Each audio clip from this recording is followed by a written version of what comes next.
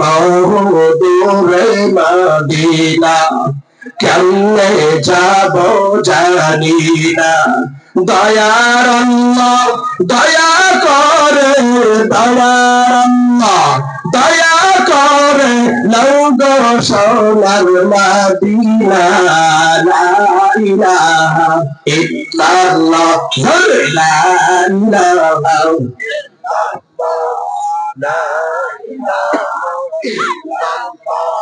লা ইলাহা ইল্লাল্লাহ লা ইলাহা লা ইলাহা ইল্লাল্লাহ মুহাম্মাদুর রাসূলুল্লাহ সাল্লাল্লাহু আলাইহি ওয়াসাল্লাম তাসলিমান কাসীরান কাসীরা যাইতে পারলাম না মদিনা দেখতে পারলাম না আমি অসহায় তাই এত দূরে আমি অসহায় তাই এত দূরে শুধু সালাম জানাই মদিনা যাইতে পারলাম না মদিনা মদিনা নাম যে কি মধু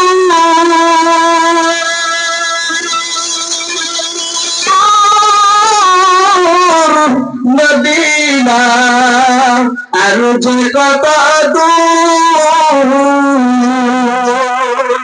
সে মদিনার পথের দুলিয়াম সেই মদিনার পথের দুলিয়াম মারতে পারলাম না মদিনা যাইতে পারলাম না মদিনা দেখতে পারলাম না মদিনার নাম কত সুন্দর মদিনা কেড়েছে পাখির নেই ডানা তকুত যদি পাখির নেই ডানা তকুত যদি উড়ে যেতাম মদিনা মদিনা যাইতে পারলাম না মদিনা আমি অসহায় তাই এত দূরে আমি অসহায় তাই এত দূরে শুধু সালাম জানাই মদিনা যাইতে পারলাম না মদিনা দেখতে পারলাম না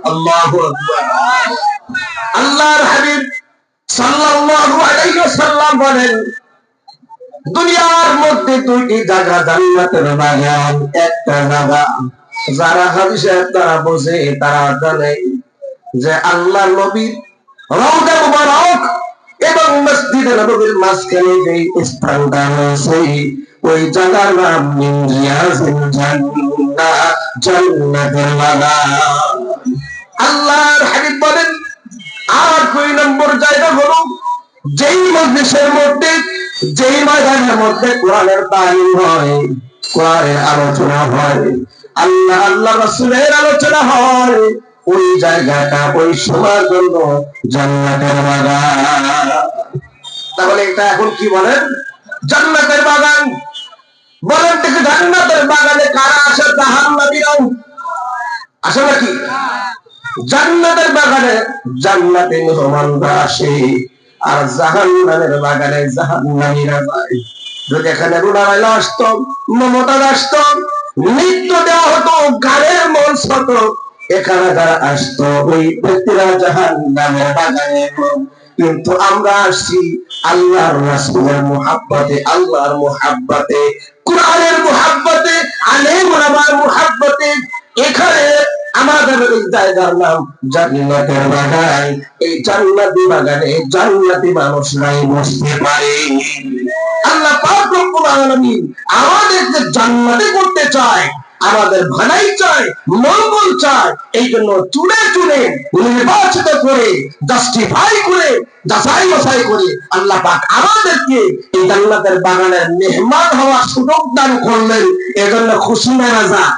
চিল্লায় বলেন খুশির আওয়াজ, খুশির আওয়াজে বলেন আলহামদুলিল্লাহ।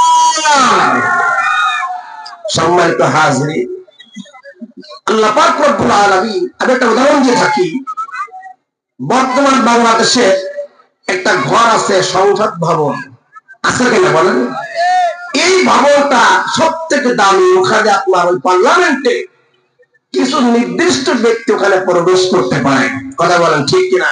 সারা বাংলাদেশ থেকে 300 এমপি তাদের ওই ঘরে ঢোকার পারমিশন রয়েছে, অন্যথায় অন্য কারণ নাই। কথা বলেন ঠিক কিনা? সম্মানিত হাজির, সংক্ষেপে বুঝবেন, যদি আপনি পরিচয় দেন আমি খুলনা জেলার বিতাড়িত আওয়ামী লীগের সভাপতি, আমি খুলনা জেলার বিএনপির সভাপতি, আমি খুলনা জেলার জামাত ইসলামের সভাপতি, আমি খুলনা জেলার ইসলামী আন্দোলনের সভাপতি, যদি এই পরিচয় দিয়ে আপনি ওখানে ঢুকতে চান, বলেন ঢুকতে পারবেন নাকি? কেন পারবেন না? বিগত দিনে স্বৈরাচার সরকার ছিলেন, যদি এই সরকারের লোক যদি হয়, আওয়ামী লীগের যদি সাবেক সভাপতি হয়ে থাকে, মনে করেন এখনো ক্ষমতা রয়েছে, কিন্তু ওই দলের কারণে ওই পরিচয় ওখানে ঢুকতে পারবেন না। আপনি যে দলের হন না কেন, যদি আপনি এমপি হন, সেই এমপি আওয়ামী লীগের হোক, সেই এমপি বিএনপির হোক, সেই এমপি বাংলাদেশ দলের হোক না কেন, সেই এমপি চরমরা হোক না কেন, সে হোক না কেন, যদি তার এমপি পরিচয় থাকে, তাহলে ওই ঘরে প্রবেশ করতে পারবে, কোনো বাধা নাই। কথা বলেন ঠিক কিনা?